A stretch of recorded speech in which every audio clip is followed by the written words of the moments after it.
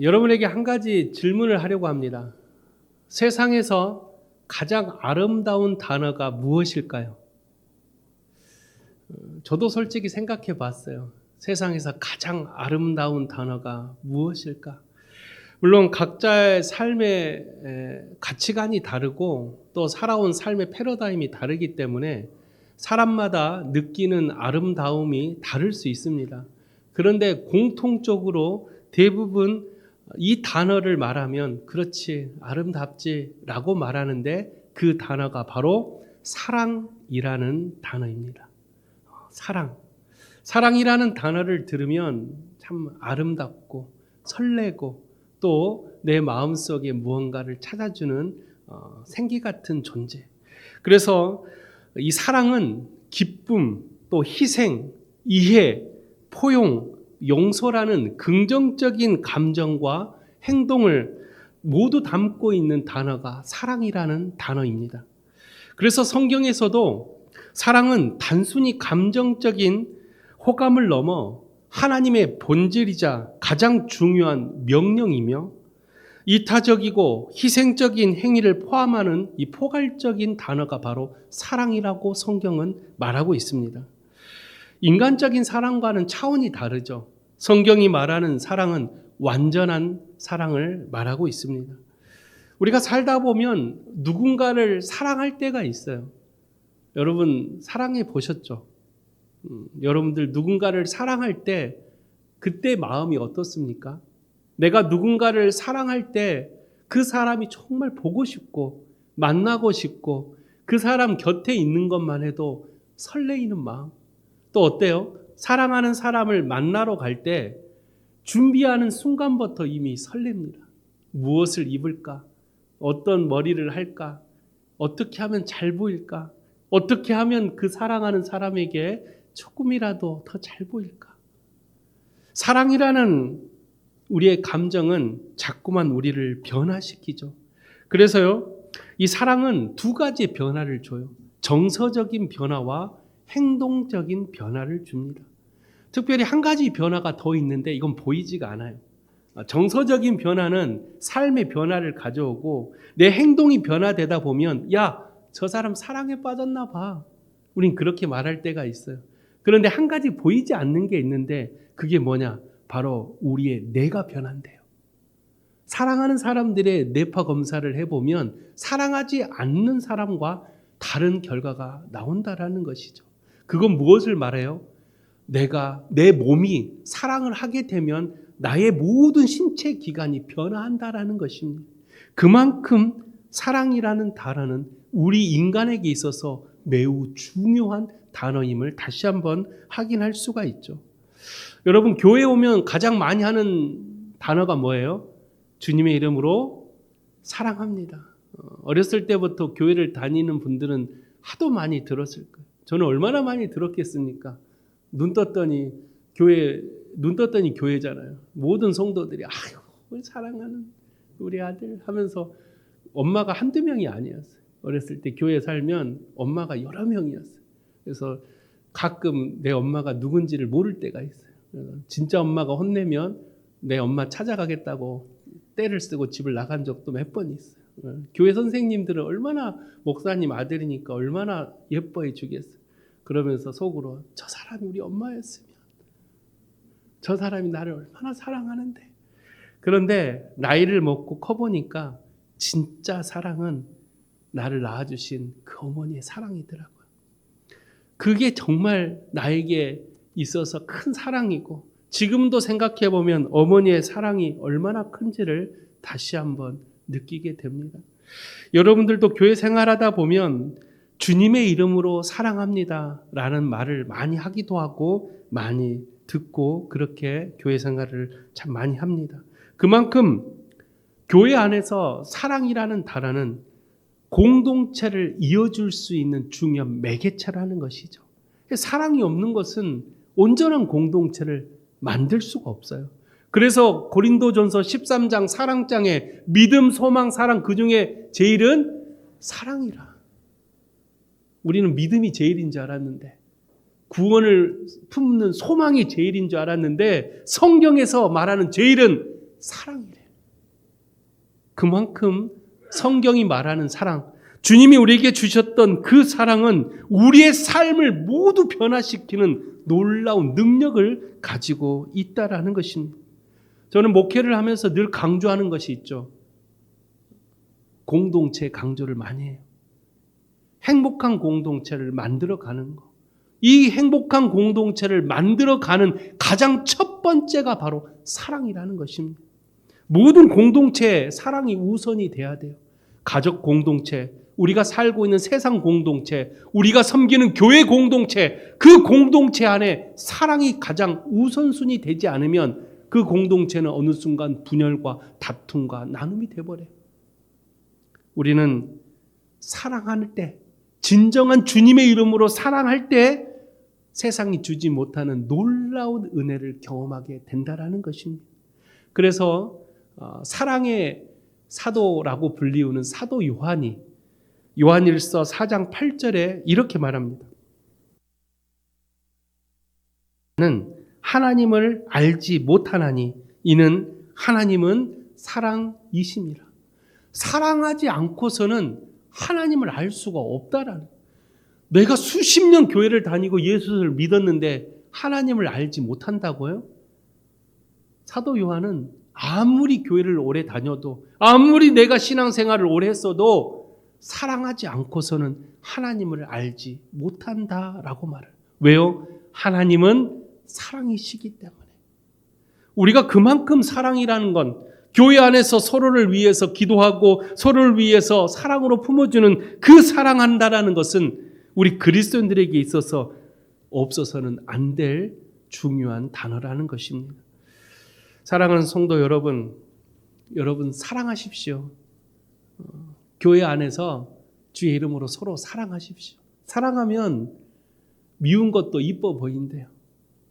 그러잖아요. 내가 사랑하면 평상시에 정말 민짓거리만 하는 사람들이 정말 사랑하게 되면 그 사람을 향한 내 마음이 변해진대요. 정말로 사랑하면. 저는 우리 성밖에 모든 성도들이 그런 하나님의 사랑을 가지고 세상을 살아가는 그런 여러분들이 되시기를 주 이름으로 간절히 부탁을 드립니다. 사도 요한이 왜 사랑의 사도라고 불리는지 아십니까? 원래 이 사도 요한은 성격이 난폭한 사람이었어요. 오죽했으면 형제였던 야고보와 함께 예수님이 그들의 별명을 뭐라고 불렀어요? 천둥의 아들이다라고 불렀어요. 그만큼 이 사도 요한과 형제였던 야고보는 성격이 아주 급했어요. 베드로도 급했는데 이 둘도 성경이 급하고 그리고 천둥의 아들이라는 말 것처럼 너무 열정적이었죠. 그런데 사도 요한이 예수님을 만나게 돼요. 그리고 따뜻한 예수님의 사랑을 경험하게 됩니다. 그런 사도 요한이 점점 변화되어 온유하고 겸손한 사랑의 사도로 변화되었다라는 것. 그래서 예수님께서 십자가에 달리셨을 때 모든 제자들은 다 도망갔는데 유일하게 그 십자가 밑에서 앉아서 울고 있었던 사람이 누굽니까? 바로 사도 요한이에요. 예수님을 너무나도 사랑했기에, 주님 앞에 받았던 그 사랑이 너무도 컸기에 죽음을 무릅쓰고 그 십자가 밑에서 예수님의 그 시신 밑에서 울고 있었던 사람이 바로 사도 요한이었다라는 거예요.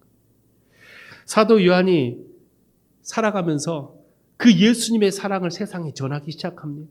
사도 요한이 썼던 성경 말씀들이 보면 요한복음이라든지 요한 1서, 2서, 3서라든지 그리고 요한계시록에 보면 대부분 사도 요한이 강조하고 있는 단어가 있으니 그게 바로 뭐냐? 사랑이라는 단어예요. 그래서 요한 1서 4장 16절에 보면 사도 요한이 이렇게 말을 해요. 하나님이 우리를 사랑하시는 사랑을 우리가 알고 믿었노니 하나님은 사랑이시라. 사랑 안에 거하는 자는 하나님 안에 거하고 하나님도 그 안에 거하시느니라. 할렐루야. 사도 요한은 그런 예수님의 사랑을 너무나도 간절히 만났던 사람이에요. 저도 평생을 살면서 예수님의 사랑을 참 많이 경험하고 만났어요. 보잘것 없었던 나를 부족하고 아무것도 아닌 나를 주님은 사랑으로 만나 주셨어요. 제가 어떻게 그 사랑을 잊을 수 있겠습니까? 저는 우리 송파학교의 성도님들에게 그 주님의 사랑을 여러분들과 함께 나누고자 합니다. 주님의 사랑은 변하지 않아요. 너무나도 그 사랑이 커서 그 사랑을 가지고 세상을 살고 싶은데 연약한 내가, 부족한 내가 도저히 그 사랑을 세상에 전하기에는 너무나도 한계가 있는 것을 발견하게 돼요. 그래서 주님은 우리가 세상을 살아가면서 주님께서 명령하신 그 모든 말씀들을 세상에 전하기 위해서 하나님께서는 우리에게 크나큰 선물을 하나를 주셨는데 그게 무엇입니까? 바로 성령이라는 것입니다. 주님은요, 세상에 나아가 내가 너희들에게 분부와 명령한 것을 다 가르치라고 했어요. 그리고 땅끝까지 이르러 증인된 삶을 살라고 명령하셨어요. 주님의 사랑을 가지고 세상에 나아가서 우리는 넘어지고 또 넘어지다 보니 어느 순간 주님의 사랑을 잃어버리고 살 때가 한두 번이 아니에요. 그래서 제자들에게도 예수님께서 승천하시기 전에 이 제자들, 백성들을 놓고 이제 승천해야 되는데 이 제자들이 너무나도 연약했어요. 너무나도 부족했던 이 제자들을 보고 예수님은 그들을 너무 사랑하셨어요. 그래서 그들에게 주셨던 게 뭐라고요? 바로 성령이라는 것입니다. 이제는 그 성령의 힘으로, 성령의 능력으로 우리는 주님의 사랑을 세상에 전할 수 있는 놀라운 힘이 생겼다라는 거예요. 나는 할 수 없지만 내게 능력 주시는 자 안에서 내가 모든 것을 할 수 있다. 할렐루야. 나는 할 수 없어요.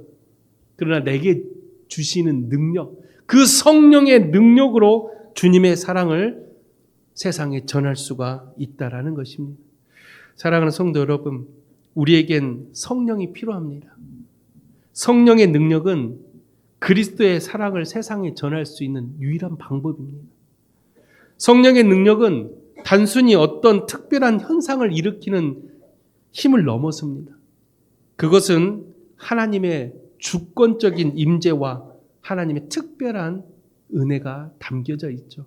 그래서 우리가 성령을 사모하라고 교회에서 늘 가르치고 성령을 경험하라고 성령을 통해 역사하라고 성령을 강구하라고 그렇게 교회에서 늘 많은 성도들에게 강구하는 것은 성령의 능력을 알기에 성령의 능력이 너무나도 대단하기에 우리가 성령을 강구하고 사모하고 체험하라고 우리는 그렇게 교회에서 배우고 또 배웠다라는 것입니다. 오늘 저는 여러분에게 이 성령의 능력 세 가지를 소개하려고 합니다. 이 성령의 세 가지 능력을 여러분 잘 마음속으로 받으셔서 이 세상을 살아가는 데 있어서 그리스도인으로서 부족함이 없는 그런 복된 성도님들이 되시기를 주님의 이름으로 축원드립니다. 첫 번째로 성령의 능력은요, 우리의 죄를 깨닫게 하고 우리를 구원에 이르게 하는 능력입니다. 성령의 능력 중에 우리의 죄를 깨닫게 하는 놀라운 능력이 있대요. 아무리 신앙생활을 오래 하고 또 집안 대대로 믿음의 가정이었다 할지라도 나 자신이 주님을 믿음으로 고백하지 않으면 그건 헛된 믿음이 된다라는 것입니다.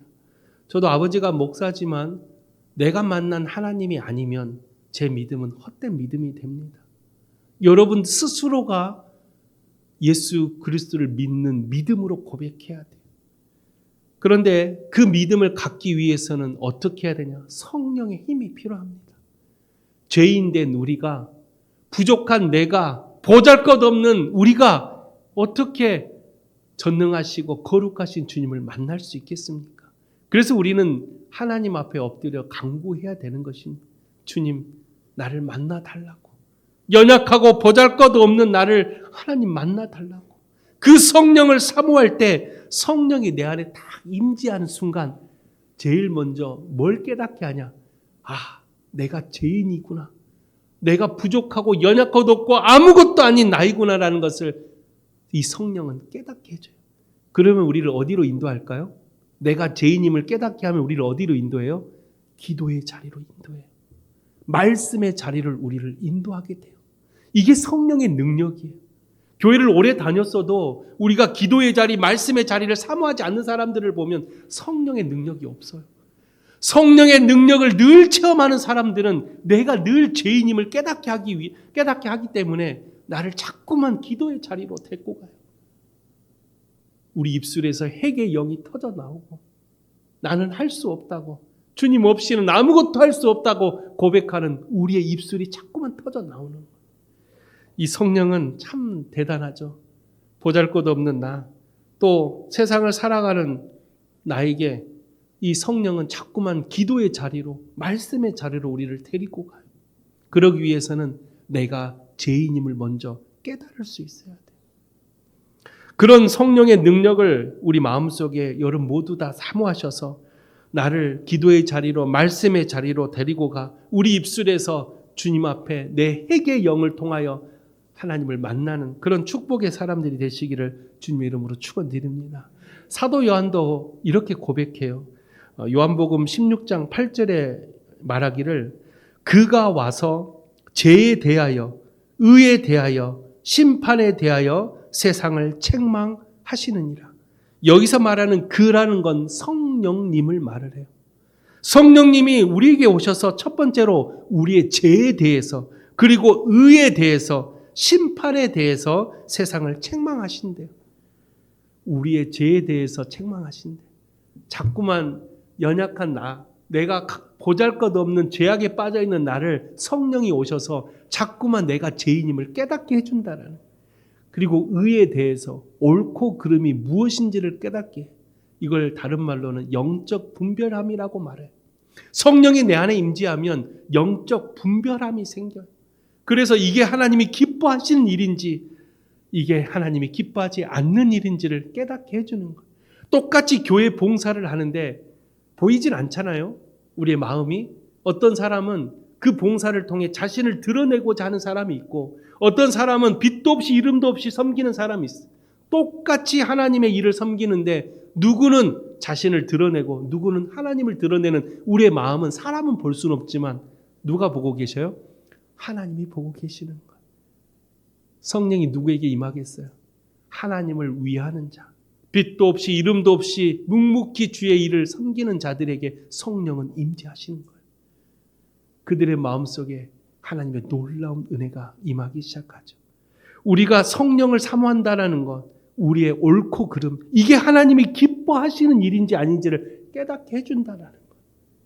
나를 위한 봉사했다면 성령을 사모해 보십시오. 어느 순간 내 이름은 없어져요. 오직 하나님의 영광만 나타나게 되는 것입니다. 그런 하나님의 영광을 위해서 섬기는 사람들이 모여 있다면 그 공동체는 가장 행복한 공동체가 되는 거예요. 근데 우리는 신앙생활 하다 보면 가끔 좀 꼴보기 싫은 사람들이 있잖아요. 저 사람 또 나서네. 또 나서네. 이런 마음 자체가 이미 내가 성령을 받지 못하는 마음이에요.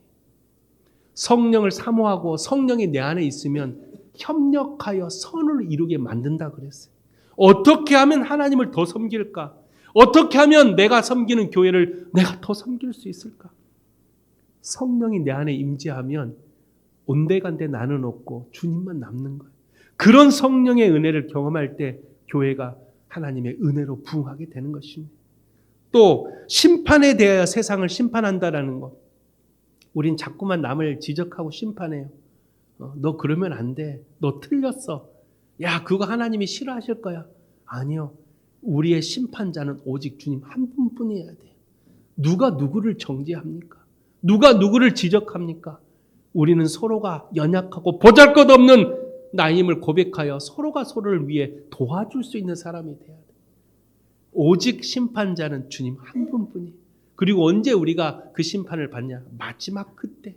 그래서 추수꾼들이 그 밀과 이 한마디로 잡초 풀을 함께 자라게 하는 것은 우리가 얼마든지 풀을 뽑을 수가 있는데 풀을 뽑지 않고 냅둬요. 언제 그게 풀이 뽑아져요? 마지막 추수 때 뽑아진대. 근데 우리는 어때요? 빨리 가서 그 풀을 뽑으면 밀이 더 잘 자랄 것 같은데 왜 그 풀을 뽑지 않을까? 우리는 자꾸만 우리의 생각으로 하나님의 섭리를 보려고 해요. 자꾸만 우리의 경험과 지식으로 하나님의 섭리 역사를 간섭하려고 해요. 왜 저걸 뽑지 않을까? 왜 저 사람을 내보내지 않을까? 왜 저 사람을 하나님 가만 냅둘까? 아니요. 하나님의 때라는 게 있어요. 우리는 하나님의 때, 하나님의 섭리를 내 생각에 넣는 게 아니라 그 모든 하나님의 섭리에 믿음으로 고백하며 나아가는 거예요. 설사 내 생각과 다를지라도, 내가 가는 방향이 좀 다를지라도 하나님이 가라시면 묵묵히 순종할 수 있는 그 마음이 바로 성령을 마음속에 품고 살아가는 사람들이다. 사도 요한은 그걸 알았기에 성령님께서 우리에게 오셔서 우리의 죄와 우리의 의와 우리의 모든 심판을 책망하신다라는 그런 고백을 할 수 있었던 것입니다. 사랑하는 성도 여러분, 성령은 우리의 죄를 깨닫게 하고 우리를 구원에 이르게 하는 놀라운 능력을 가지고 있습니다. 그러므로 여러분 성령을 사모하십시오. 그리고 성령을 통해 우리의 발걸음이 기도의 자리로, 말씀의 자리로 가 참된 주님의 사랑을 경험하는 복된 성도님들이 되시기를 주님의 이름으로 축원드립니다. 두 번째로 성령의 능력은요, 우리의 속사람을 강건하게 한대요. 여러분 신앙생활 하다 보면 때론 지치거나 이 처음 주님을 만날 때의 설레임이 더딜 때가 종종 옵니다. 신앙의 열정이 어느 순간 사라질 때가 와요. 이 의무적인 신앙생활, 형식적이고 외식적인 신앙생활을 할 때가 종종 있습니다. 이걸 다른 말로 신앙의 매너리즘이라고 불러요. 신앙의 매너리즘. 이 매너리즘에 여러분들 빠져본 적이 있습니까? 저도 참 많이 있습니다. 신앙의 매너리즘. 늘 열정적으로 하나님을 섬기고 늘 열정적으로 주님을 찬양했다라고 그렇게 말하고 있지만 저도 때로는 이 신앙의 매너리즘이 찾아올 때가 있어요. 그럴 때마다 사람들은 각자의 방법으로 이 신앙의 매너리즘을 극복하려고 해요. 어떤 사람은 금식 기도를 하는 사람이 있는가 반면에 어떤 사람은 작정 기도를 하는 사람, 또 어떤 사람은 기도원에 찾아가는 사람, 어떤 사람은 예배를 참석하고 새벽 제단을 쌓고자 하는 사람, 스스로가 결단해서 신앙의 매너리즘을 벗어나려고 극복하려고 노력한다라는 거예요. 그러나 좀처럼 이 신앙의 열정이나 이 매너리즘을 회복하기가 쉽지가 않습니다. 저는 이 신앙의 매너리즘이 오면 어떻게 하는지 아십니까? 제가 가장 많이 하는 방법인데 저는 찬양을 틀어요. 그냥 찬양을 틀어놓고 하염없이 그 찬양을 듣고 같이 따라 부르면 어느 순간 눈에 눈물이 정말 팍 흐를 때가 와요. 여러분 그런 거 경험해 보셨어요? 그냥 하염없이 찬양을 함께 부르고 사무실에 앉아서 이렇게 찬양을 같이 부르다 보면 그 찬양을 통해서 하나님이 내 마음을 만지시는 게 느껴져요. 그러다 보면 막 정말 대성통곡을 해요. 하염없는 눈물이 흐릅니다. 그럴 때 막 가슴에 막 찌릿찌릿함이 오고 하면서 하나님 하면서 울면서 찬양을 같이. 그게 제가 신앙의 매너리즘을 극복하는 방법 중에 하나입니다. 물론 기도원도 많이 가고 때로는 신앙의 멘토도 찾아가지만 가장 제가 하는 방법은 찬양이에요. 그래서 저는 찬양이 참 좋습니다. 찬양을 통한 하나님의 그 만지심이 너무 좋아서 늘 찬양을 듣고 찬양을 부르고 찬양을 함께 하려고 합니다. 저는 우리 송박교 성도님들도 각자의 신앙의 매너리즘을 극복하는 방법이 다 있을 텐데 중요한 건 그 신앙의 이 매너리즘을 극복하려면 성령의 만지심이 있어야 돼요. 내가 기도했다고 해서 신앙의 매너리즘이 사라지는 게 아니라 그 극복을 통해 성령님의 만지심이 있어야 돼요. 그게 뭐냐? 바로 우리의 겉모습이 아닌 우리의 속사람의 변화가 와야 신앙의 매너리즘에서 벗어날 수가 있어요. 그게 어떻게 될 수 있느냐? 바로 성령의 능력으로 됩니다. 그래서 성령의 능력은 우리의 속사람을 강건하게 만든대요. 오늘 본문 16절에 사도 바울이 이렇게 고백하죠. 그의 영광의 풍성함을 따라 그의 성령으로 말미암아 너희 속사람을 능력으로 강건하게 하시오며 라고 말합니다. 우리의 속사람을 성령의 능력으로 강건하게 만들어준대요. 여러분, 우리의 속사람은 어떻게 만들어졌습니까? 하나님의 성품으로, 하나님의 형상에 따라 우리의 속사람이 만들어졌어요. 따라서 우리의 속사람은 인간의 힘으로는 절대로 변화시킬 수 없어요. 인간의 힘과 능력, 우리의 노력으로는 이 속사람을 강건하게 할 수가 없다라는. 속사람은 하나님께서 특별히 우리에게 부어주신 하나님의 성품이자 하나님의 형상이에요. 그러므로 이 속사람을 강건하게 할 수 있는 유일한 존재는 바로 성령님 자신뿐이에요. 하나님 본인뿐이라는 거예요. 그래서 우리는 우리 안에 있는 이 속사람을 변화시키기 위해, 이 속사람에 강건하기 위해 주님 도와달라고, 주님 나를 만나달라고, 주님 내 안에 있는 이 속사람을 회복시켜달라고 눈물로 하나님께 부르짖고 또 부르짖어야 된다라는 간절한 부르짖음, 하나님 마음을 움직일 만큼의 간절한 부르짖음이 있을 때 주님은 우리의 속사람을 강건하게 만들어주는 거예요.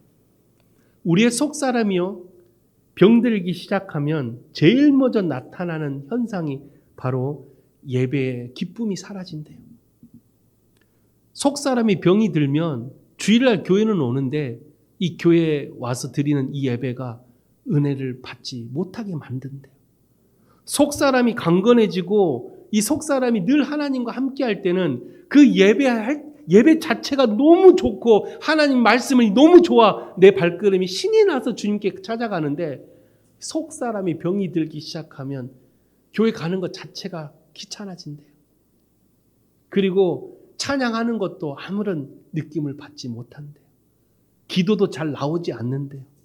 이런 경험 해보셨어요? 여러분 기도하는데 기도가 잘 나오지 않을 때가 있어요. 우리 다 같이 기도합시다 했는데 기도가 전혀 나오지 않을 때가 있어요. 또 기도를 했는데 마음에 감흥이 없을 때가 있어요. 예배를 드렸는데도 아무런 은혜가 없을 때가 있어요. 말씀을 들었는데 그 말씀을 듣고 내가 저렇게 살아야 되겠다라는 그런 결단과 다짐도 내 안에 일어나지가 않는데요. 왜요? 속사람이 병이 들었기 때문에 그래요. 속사람이 병이 들면 하나님과 영적인 교제가 깨져버린대. 그래서 우리의 속사람을 다시 강건하게 만들기 위해서, 이 속사람이 다시 회복하기 위해서 성령의 힘이 필요한데, 그 성령의 능력으로 우리의 속사람이 다시 회복해지고 치유되어서 하나님과의 깊은 영적인 교제의 끝으로 우리를 다시 인도하게 하는 것이 바로 이 속사람이라는 것입니다. 사랑하는 성도 여러분, 우리의 속사람이 강건해지기를 주의 이름으로 부탁을 드립니다. 여러분 신앙생활 하다가 여러분 신앙생활이 힘이 들면 내 속사람이 뭔가 문제가 생겼구나. 여러분 몸이 아프면 살다 보면 어디 가요? 병원 가죠. 그럼 속사람이 아프면 어디 가야 돼요? 하나님을 찾아야죠. 교회를 오든 가정에서 주님께 예배를 드리든 직장에서 하나님께 눈을 감고 간절히 부르짖든 주님을 일단 찾아야 될 거 아니에요. 왜요? 우리의 속사람을 고칠 수 있는 유일한 의사는 주님 한 분뿐이기 때문에 그래요. 주님을 찾아야 돼. 근데 요즘 젊은 친구들은 신앙의 매너리즘이 오고 교회 생활이 힘들면 어때요? 교회 끝나자마자 그냥 세상을 향해 신나게 나가. 교회 올 때는 이렇게 오다가 교회 끝나기 시작하면 점점 고개가 들려진대. 많은 성도들이 교회 올 때는 지쳐서 와서 예배 시간에도 계속 일하고 있다가 예배가 점점 끝나고 마지막 축도하면 할렐루야 이렇게 된대. 왜? 할렐루야. 끝나고 모임 갖고 놀러 가고. 우리가 어떻게 이렇게 변했습니까? 우리의 속사람이 병이 들면 완전히 반대로 살아가요. 저는 우리 송파교 성도님들에게 속사람이 강건해지기를 다시 한번 주님의 이름으로 부탁을 드립니다. 그러기 위해서는 성령의 능력이 필요해요. 성령을 사모하십시오. 성령의 능력으로 여러분의 속사람이 강건해져서 우리가 주님을 기뻐 찬양하며 우리의 예배가, 우리의 기쁨이, 우리의 기도가 온전해지게, 하나님과 영적인 교제가 깊어지게 여러분 모두가 성령을 사모하는 그런 여러분 되시기를 주님의 이름으로 축원드립니다. 마지막 세 번째로 성령의 능력은 우리의 사명을 감당하게 하고 우리를 증인의 삶을 살아가도록 도와준다는 것이죠. 오늘 본문의 말씀은 에베소서 말씀이에요. 이 에베소서는 옥중서신이라고 부릅니다. 옥중서신이라는 것은 말 그대로 감옥에 갇혀서 하나님께 이 능력을 받아서 이 편지를 썼다라는 것이죠. 그러면 바울 사도가 감옥에 갇혀서 에베소 교인들에게 이 옥중서신 에베소서를 썼는데, 이 에베소서를 통해서 에베소서 교인들에게 무엇을 전하고자 했을까? 그건 바로 담에색에서 만난 부활하신 예수 그리스도에 대한 사랑, 또 그 주님을 통한 하나님의 은혜에 대한 사명을 이 바울 사도는 끝까지 전하고자 목숨을 걸고 감옥에서도 이 편지를 쓰고 있었다는. 사명자의 삶은 고단합니다. 여러분들은 다 사명자예요. 그리스도를 품고 살아가는 모두가 다 사명자예요. 베드로 사도가 뭐라 그랬어요? 우리는 모두가 각 나라의 제사장과 왕 같은 제사장이 되라 그랬어요. 우리는 모두가 다 사명자로 살아가야 될 하나님이 주신 특별한 은혜가 있는데, 사명자로 살기에는 너무나도 고됩니다. 아니 목사님, 세상 먹고 살기도 힘든데, 자녀 돌보고 가족 돌보기도 힘든데 교회 사명까지 감당하라고요. 연말이 되면 교회 전쟁이 일어나죠. 각 장들을 서로 안 하려고 해요. 제가 교회 목회하면서 가장 힘들었던 시간을 뽑으라면 연말이에요. 찾아다니면서 한 번만 내년에 더 하십시다. 권사님, 집사님, 아이고 목사님, 내년에는 다른 사람 세우세요. 다 사명자의 삶을 가기가 힘들어요. 그 사명자의 삶을 누가 좋아하겠습니까? 그런데 어떤 사람이 좋아하냐? 바울 사도 같은 사람. 목숨 걸고 마지막까지도 주님의 사명을 끝까지 감당하고자 했던 사람이 바로 바울 사도. 그럼 바울 사도는 왜 이렇게 사명자로서의 평생을 살려고 했을까? 그건 성령의 능력이었어요. 바울의 능력이 아니에요. 바울은요, 자신이 가진 능력을 배설물로 여겼어요. 오히려 자신의 능력을 버렸다라는 거예요. 성령의 능력, 그 부활하신 담에색에서 만났던 그 성령 체험으로 인해서 바울은 평생을 사명자로 살아갈 수 있었던 힘을 가질 수가 있었다라는 거예요.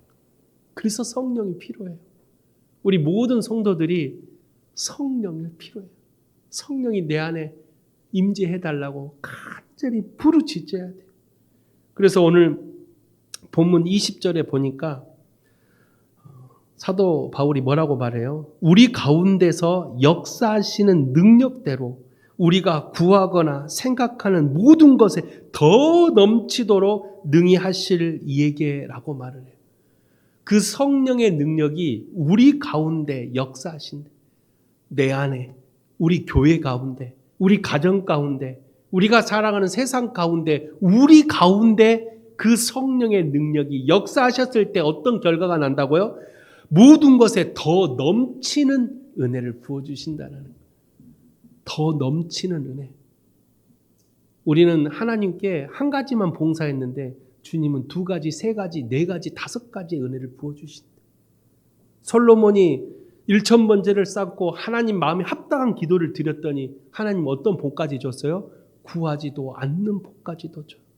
그게 하나님의 은혜예요. 성령의 능력으로 우리가 주님께 나아가고자 간절히 부르짖었더니 주님은 연약하고 보잘것없는 우리를 들어 시대를 변화시키는 사람으로 우리를 세워줬다는 거예요. 성경에 쓰임받았던 사람들을 보면 다 보잘것없었던 사람. 아브라함도 그랬고 요셉도 그랬고 다윗도 그랬어요. 이사야도 그랬고 모두가 다 연약하고 보잘것없는 사람들. 그런데 왜 주님은 그런 사람들을 통해 역사하셨냐? 성령의 능력을 사모하는 자들, 성령의 능력을 붙들고 사는 사람들에게는 세상이 주지 못하는 놀라운 하나님의 비밀을 부어주신다라는 거예요. 그게 사명자로 살아갈 수 있는 성령의 능력이에요. 우리 성밖의 모든 성도님들이 이 마지막 시대를 살아가는 사명자예요.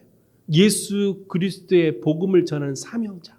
죽어가는 영혼을 위해 찾아가서 그들에게 생명을 주는 사명자. 그러면 그 사명자로서 우리가 승리하려면 반드시 성령의 능력이 필요하다라는.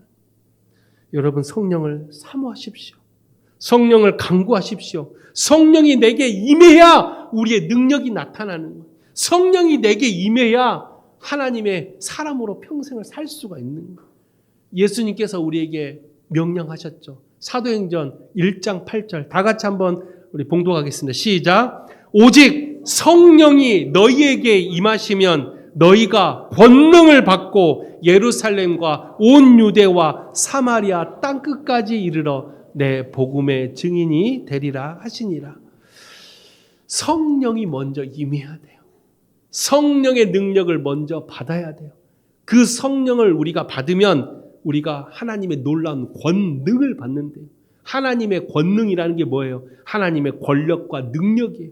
하나님의 권세가 있다라는 거. 성령을 사모하고 성령을 내 안에 임재한 사람들은 세상을 살아갈 때 우리의 모든 말에 권세가 생겨요. 나사렛 예수 그리스도의 이름으로 명하노니 사단아 물러가라 하면 귀신이 떠나간대요. 병든 자에게 손을 얹은 즉 이 예수 그리스도로 명하노니 병마에 떠나가라면 병이 떠난대요. 이런 능력, 이런 놀라운 성령의 능력을 누가 가질 수 있냐? 성령이 내 안에 임재한 사람들. 우리는 성령이 필요해요. 성령을 사모하십시오. 성령을 간절히 간구하십시오. 간절한 자들에게 성령은 임재하시는 것입니다. 그 성령의 능력을 가지고 여러분이 살아가는 삶 가운데 승리하시기를 주 이름으로 부탁을 드립니다. 성령의 능력으로 기도하시고 성령의 능력으로 예배하시고 성령의 능력으로 봉사와 헌신하십시오. 성령의 능력이 아니면 우리는 아무것도 할 수가 없는 거예요. 우리 송파교회 모든 성도님들 그 성령의 능력으로 우리의 사명을 감당하여 마지막 시대에 하나님의 나라를 만들어가는 참된 증인이 되시기를 주 이름으로 축원드립니다. 말씀을 마칩니다. 오늘 우리는 성령의 능력을 깨달아야 한다라고 말씀을 드렸습니다. 성령의 능력은 세 가지의 능력이 있죠. 첫째는 우리의 죄를 깨닫게 하고 우리를 참된 구원에 이르는 놀라운 능력이 있다라고 말씀을 드렸습니다. 두 번째 능력은 우리의 속사람을 강건하게 만들어주는 능력이 있다라고 했습니다. 우리의 속사람이 병이 들면 우리가 하나님과의 관계가 깨집니다. 우리의 속사람이 강건해지면 우리가 예배 자리, 말씀의 자리, 기도의 자리로 다시 나아가게 됩니다. 세 번째로 성령의 능력은 우리의 사명을 감당하게 해주고 우리를 증인의 삶을 살아가게 해준다라는 것이죠. 이 마지막 시대에 참된 그리스도인으로서 참된 사명자로서 주님 오시는 그날까지 끝까지 승리하기 위해서는 성령의 능력을 사모하시고 여러분 안에 성령이 온전히 임재할 수 있도록 오늘도 부르짖으시기를 주님의 이름으로 간절히 축원하옵나이다. 기도하겠습니다. 거룩하신 하나님 아버지, 우리는 성령이 필요합니다. 보잘것없는 나를 들어 주님의 사람으로 이 세상을 살아가게 하시고 성령의 능력으로 이 세상을 변화시킬 수 있는 하나님의 사람이 될 수 있도록 주여 성령이여 우리 안에 임재하여 주시옵소서. 우리 살아가는 성밖의 모든 성도들이 성령을 사모하여 성령의 능력으로 세상을 향해 나아갈 수 있도록 우리 모든 성도들을 들어 사용해 주시고 죽어가는 영혼, 상처받은 영혼 수많은 사람들에게 찾아가 성령의 능력으로 그들의 아픈 마음을 치유하는 놀라운 능력의 사람으로 주께서 세워 주시옵소서. 강건하여 내 집을 채우라 했사오니 내 힘과 능력이 아닌 성령의 능력으로 주님의 이 전을 간절히 채울 수 있는 우리 모든 성도들이 되기를 간절히 바라오며 살아 역사하신 예수 그리스도 이름으로 기도하옵나이다. 아멘.